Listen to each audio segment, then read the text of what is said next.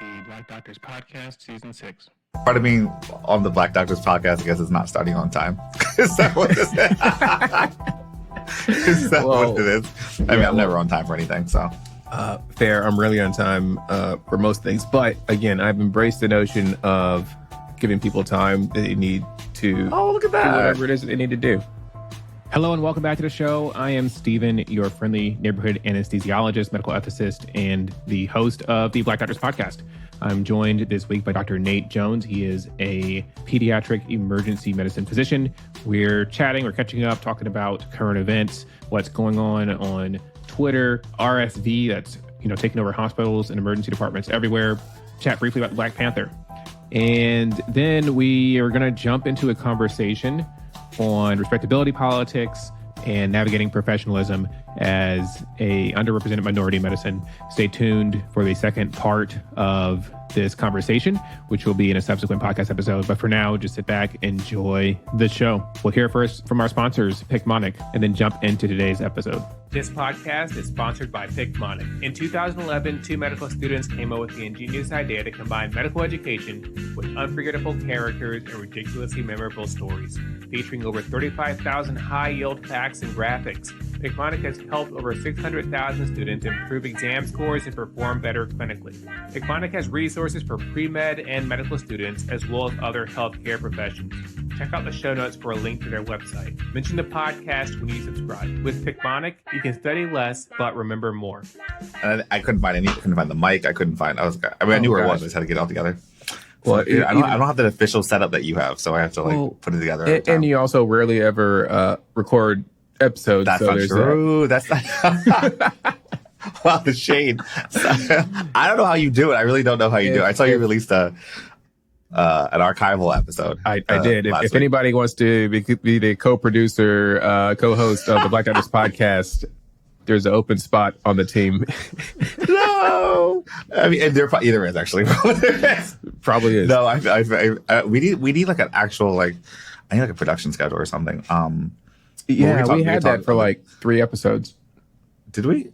Oh yeah, because we had a theme. That's why it was much easier. You had that all fixed, and then fellowship started, and I know. Well, see, this is life, but such is life, right? That is the life of any professional.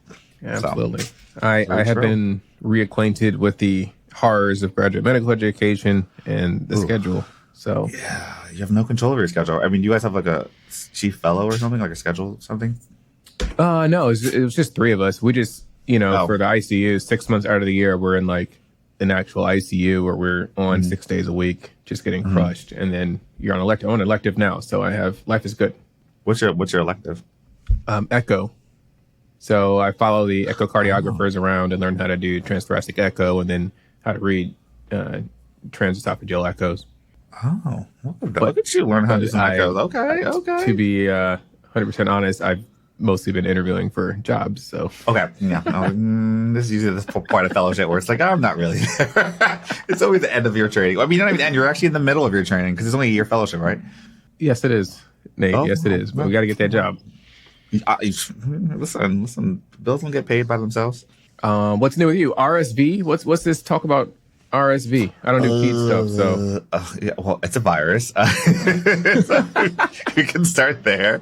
It is. I always tell people I tell parents it's always it's like a common cold virus. I mean, it's not very I don't know if that's accurate, but I know I'm lying to families.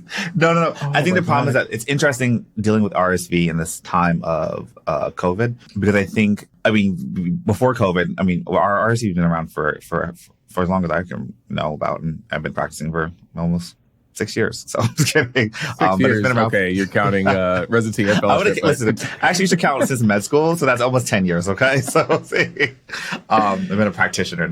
No, but RSV's been around for forever, and no one's really paid that much attention to it because it causes respiratory symptoms. Every year. It's usually around, January-ish. And we started seeing it very early, probably I want to say September, October-ish. Really, really early. And the issue with RSV is that it can cause a decent amount of breathing issues. Bronchiolitis, I don't know if you remember that from your peace clerkship. But one of the things what we deal with very frequently is bronchiolitis. The issue is we have all these kids who were born and raised in the COVID era, and their immunity is just not there. And so these kids would have been exposed to these viruses last year or the year before. And so I think there's definitely that immunity gap that's happening, that we're seeing a lot of kids just get exposed and frankly just have a lot of issues with breathing. And so there's a lot of high flow, a lot of CPAP, BiPAP, and unfortunately maybe probably some intubations as well. But I always try to tell families that like RSV is not like COVID, in the sense that like we actually know RSV pretty well. We actually are very familiar in how to manage it, and we know that most kids do well with supportive care. That being said, stop coming to the emergency department if they have a fever and a cough. It doesn't matter. They will be fine. But I always tell them about like breathing and hydration and all that good stuff. Has to be careful. So yeah, the problem is that, I mean, people hear about a new virus and they hear something new and they think it is new, and therefore they're just like, my kid needs to be tested for RSV. And it's like, they really don't. There's nothing we can do about it if they have it, and you're just going to write it out. So it's a bit insensitive. Disclaimer alert. This is not medical advice. I know. Oh, you're right. Actually, you should add it there heavily before I get sued. Someone's like, to put it in Dr. Jones said don't come to the yard. Yeah, but you are once again on the front lines as a pediatric emergency medicine physician. You're back. I think it's the best part of being the ED is that you always see what happens first. You're the first people to see or know anything, and that's the best part. I like it. I mean, it depends how well you deal with uncertainty. So, if you want, I mean, like you guys, anesthesia, you guys know what you're like. Okay, y'all figured out, Nate, what's coming. It's like the zombie movies. You'd be the first to find out. Yeah, right. Like, where's the ED staff? They're all bitten and figured out where the anesthesia is like chilling, locked up in the OR. Yeah, locked up in the OR. Man, it's RSV, but hospitals are filling up. Filled. Yeah, it's because so many kids are getting it, and then so many of them are needing hospital level care. And the issue is also just like there's also for pediatric beds. I think don't quote me on this, but I do believe there's been like a downsize in the amount of available beds. A lot of hospitals systems, particularly if they're not peds centered, I don't think they see much of a profit in pediatric beds, which is unfortunate. The way our system is set up, and therefore it's relying heavily on your larger shunt hospitals, or even even adult facilities that have pediatric wards and dealing with that. So I don't know. We see a lot. Right, but I guess you don't deal with RSV because you're not. I mean, you can get RSV as at any age, pretty much. But can you? But it's usually like you've been exposed to it so many times. You're usually okay. I mean, I usually get sick at least once every couple years because I'm used to kids just coughing in my face. So though I do wonder now that I wear a mask more if my immunity is not as strong. We'll see. I know. I'm gonna rough it out. No, we had walk around the ED&C. We actually had some older kids in the hospital in our ICU in the floor because hospitals are so full. Oh, really? Oh, well, Comer must be. I'm sorry. We're not supposed to name. I mean, you don't work there anymore. But if you heard the name, sponsor us. I know, right? It must be full. I mean, there's not that many beds anyway to begin with. But yeah. Oof. Yeah. Especially also because in Southside Chicago there is a large amount of people who have reactive airway disease or asthma, and I think RSV can cause bronchiolitis, but also can exacerbate your underlying reactive airway disease. And so some kids especially may be needing albuterol continuously or steroids as well, and may need also positive pressure too. So I don't know. Yeah, hopefully they're all okay. I think I'm behind. I need to get my flu shot and my COVID booster. You and I both, which is sad. I think they're going to email me soon. Oh, you're delinquent too? I am. Okay, the problem is that they schedule them in times where I'm either not on campus or if I am on campus, I'm in the middle of a shift, and so I don't usually go. I'm not going to CVS. I'm not paying for anything, so I'm I got the first email. They were like, "You're delinquent," but I think the deadline was December. Yeah, our deadline was November 9th. And right now it's November 12th, and I still haven't gotten it. You about to? But I will get it. I will definitely get it this week. So cool. All right. Yeah. Well, Black Panther.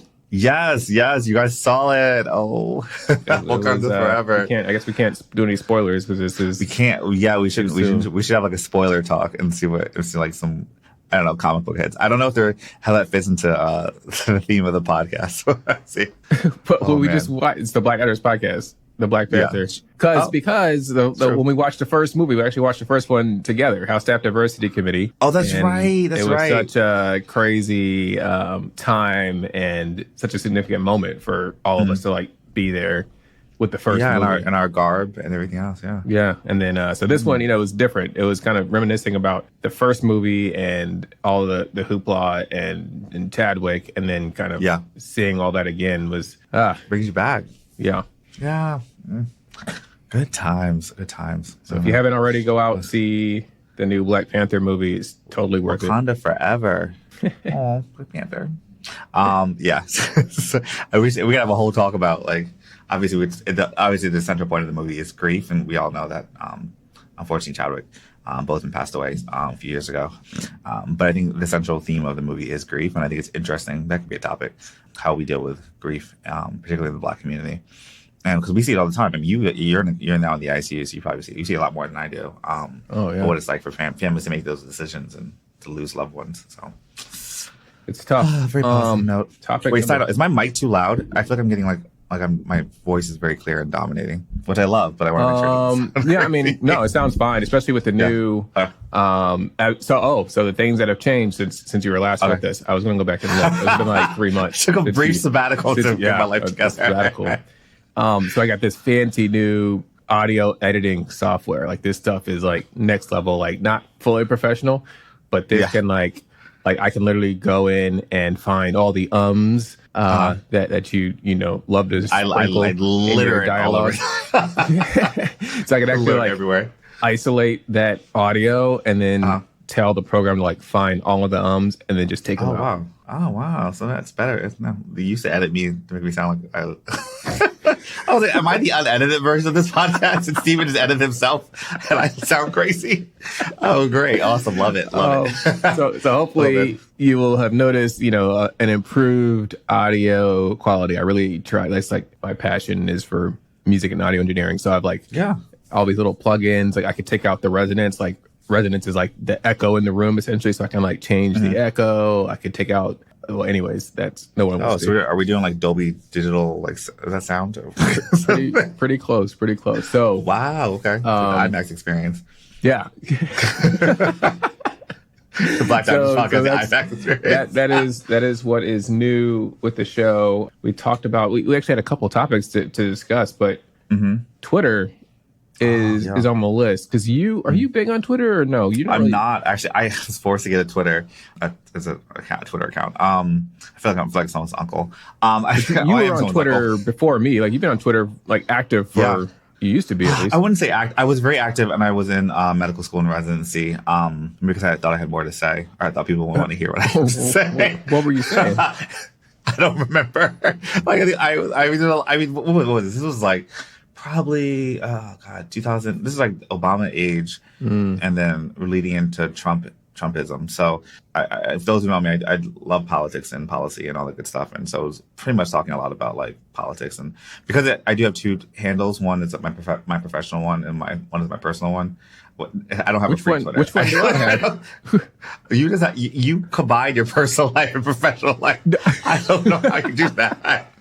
No, I don't know which Twitter handle I have for you. I don't know which Nate I'm following. No. If it's Dr. Nate MD, that's unfortunately the one I came up with. Very clever, but I did it because I went to a conference and they talked about social media branding for healthcare professionals, and I should work on my brand, and that's as far as I went. But I don't use Twitter that much because I find Twitter aggravating and. Maybe because I like pictures, so like Instagram works better for me. And also I find like the rhetoric and the like grossness of it, like the fighting and all that stuff is unnecessary. Though I love Twitter fights, which is why also I got off of it because I think it's so easy at Twitter fingers and like literally just be like, I'm just gonna blast it. But it's like, well, I don't know if that's actually like fruitful conversation that we all need to have, but hey, each their own. But are you big on Twitter? I feel like I've seen your posts. I've tried to like figure it out. So, a couple years ago when I was like actually like, I wasn't trying to be an influencer, but I just had a lot of time on my hands. So. That's a lot. I had so much free time in residency. I had so much free time. In the Navy. I wasn't working out, right? Okay. We finished the OR like 4 o'clock every day. It was just Veterans Day. It was Veterans Day. You're welcome for my service. Why you leaving the OR at 3 o'clock in the afternoon? Somebody had to do it.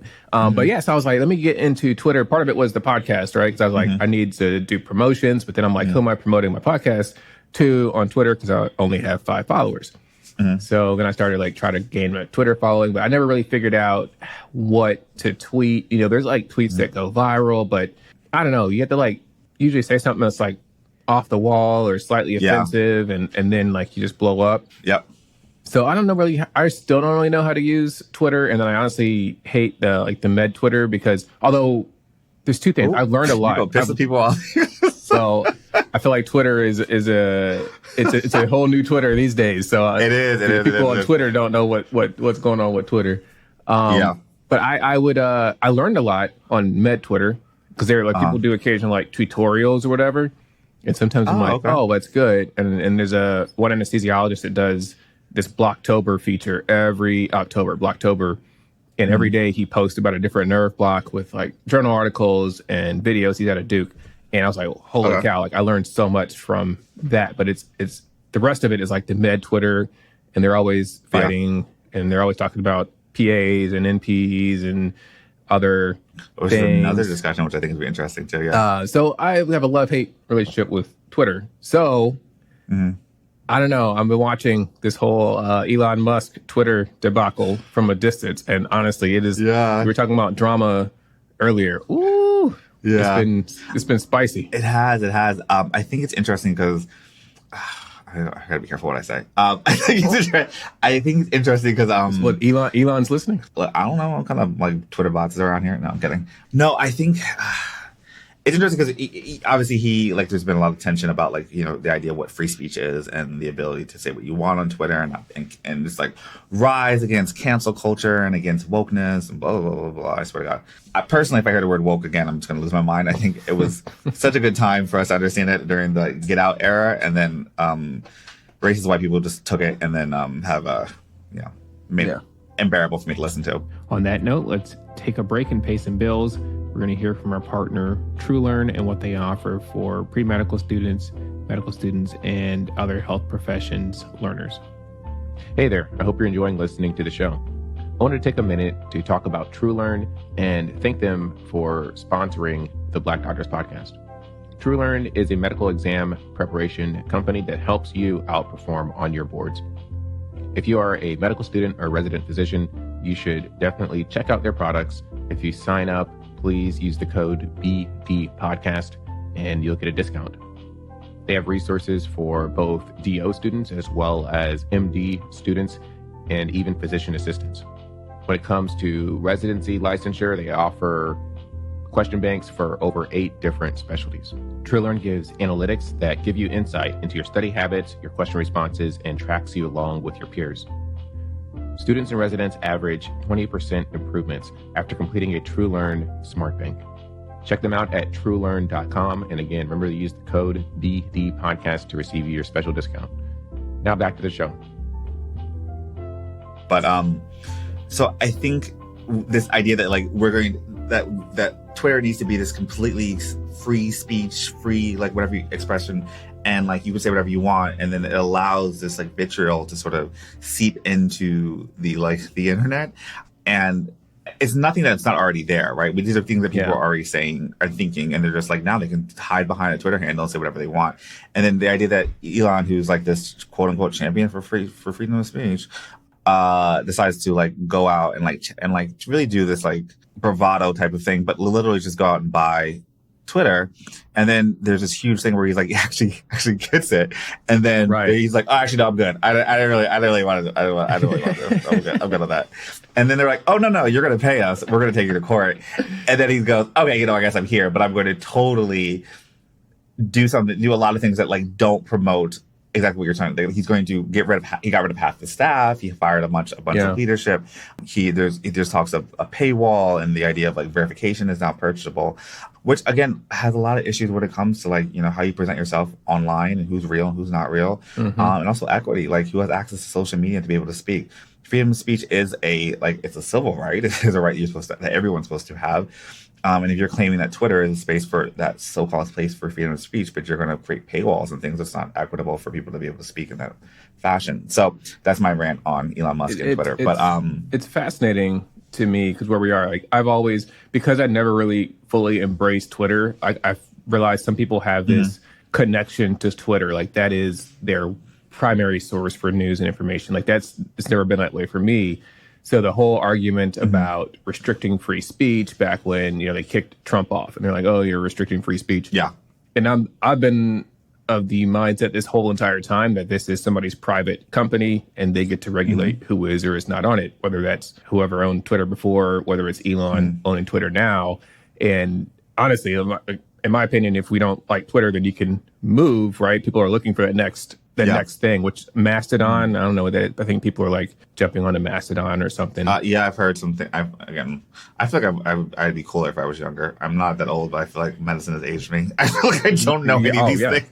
Oh yeah, but I will say so that and then remember like in COVID, people were like angry about the blue check because everybody wanted to get verified, and there's like certain parameters to be verified, and some people that should have, especially like Black women in medicine that weren't being verified. We had all these other people with misinformation, and it was such a big deal that people were like calling out Twitter left to right to be verified. And people have these huge platforms, and then all of a sudden overnight they totally flip that script, and now you pay $8 and you get a blue check, which is I honestly, what's the value of a blue check anymore? I think it's hilarious because with that move to, I don't know what his plan was or profit, I guess, and connecting that to being verified, it opened the door for everybody to buy blue checks and impersonate these accounts. Anyway, so I don't know if you've seen some of these tweets that went out. I saw the Eli Whitney, or Eli, was it? Oh, yeah. Eli Lilly. Wait, Eli Whitney in the cotton gin?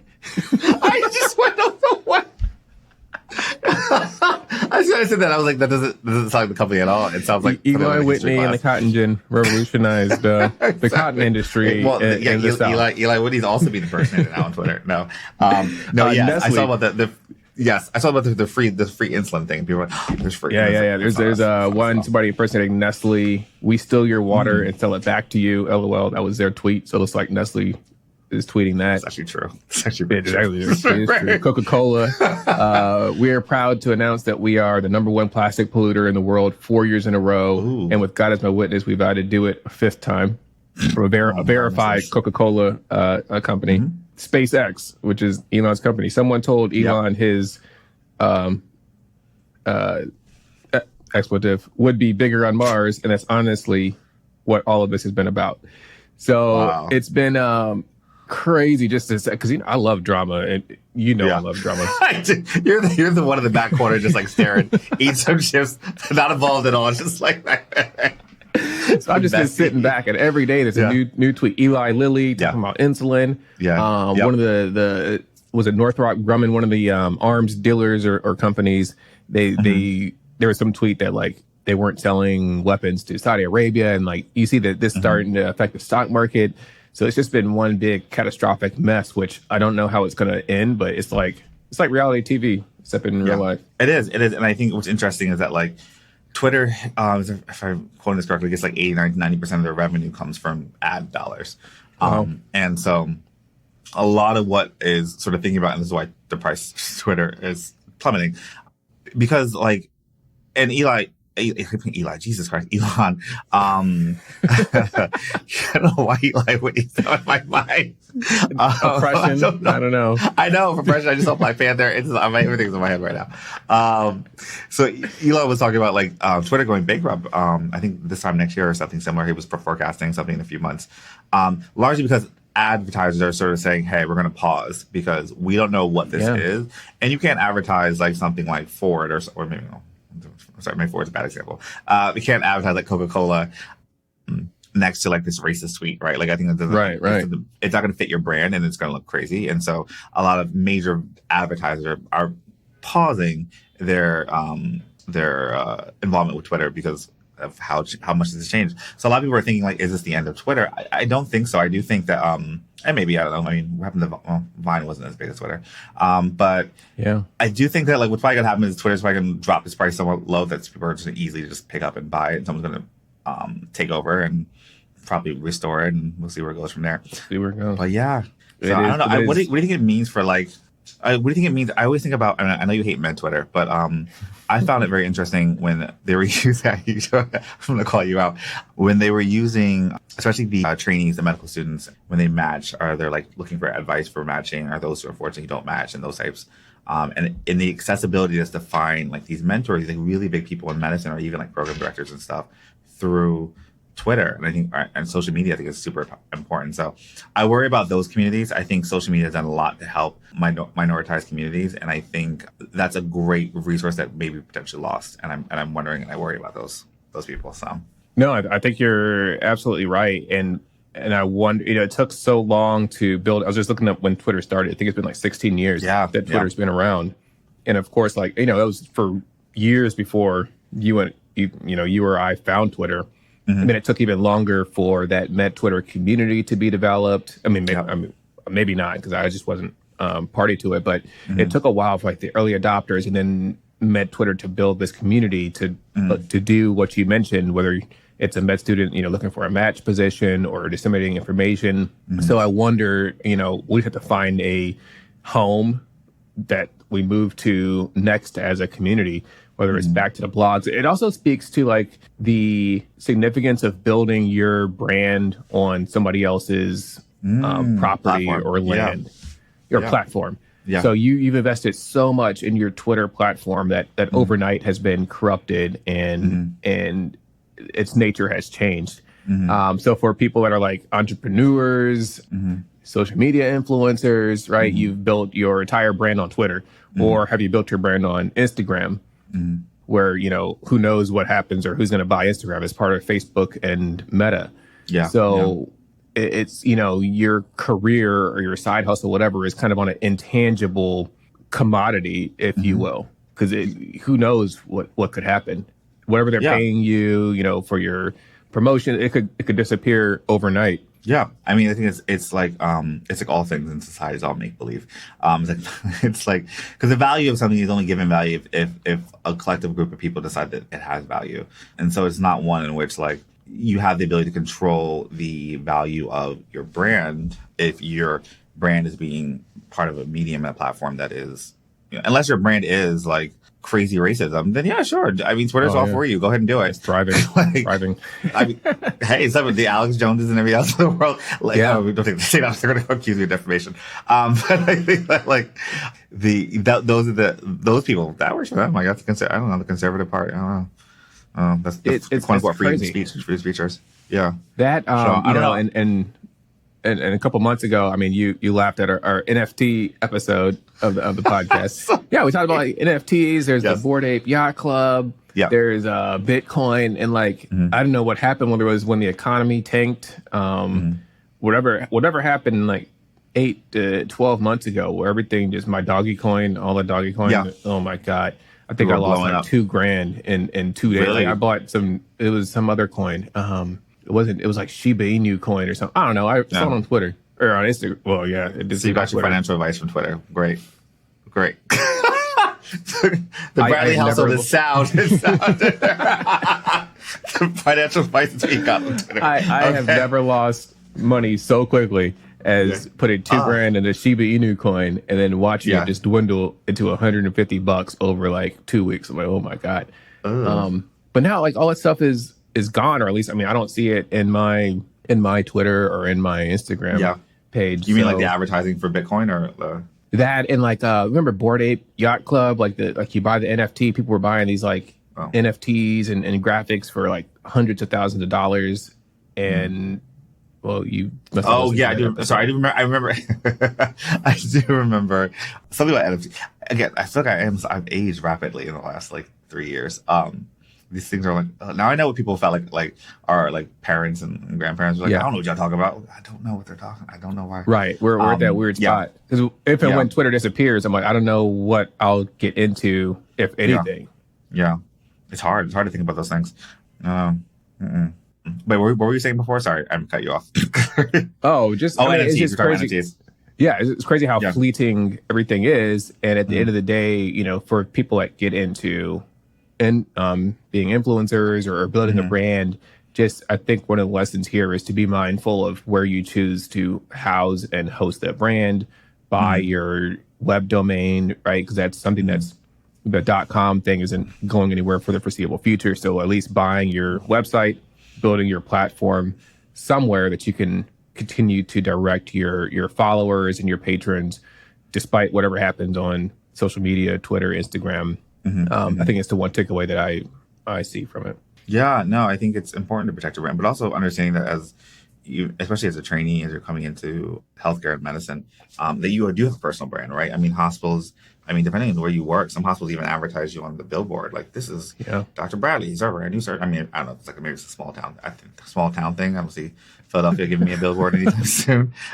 But there is a personal brand. I mean, you're on the, you see the hospital website. Like there's a visibility that you have in medicine that is super important to be very protective of and to preserve it, which is also why, like, even doing podcasting, thinking about, like, the way I'm speaking now is very much, I'm also always kind of thinking a little bit more. I don't think before I speak generally, but here I'm like thinking more because, again, I do have like a personal brand. I'm trusting that Steven's going to edit this podcast and not make me sound like an idiot. To make me get It's very difficult to do. Okay.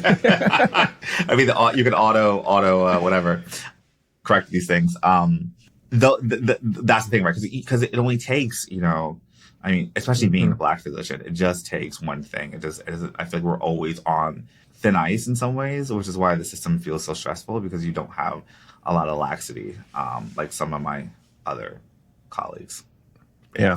and especially, like, so for me doing these interviews right now, and I remember several years ago, like 3 or 4 years ago, people were blowing up med influencer community. I had the time. There was people doing dances on Instagram TikTok. During the pandemic, TikTok. Yeah, it was like a whole thing. Yeah. And part of me was like, man, like, I want to be that person. I want a big following.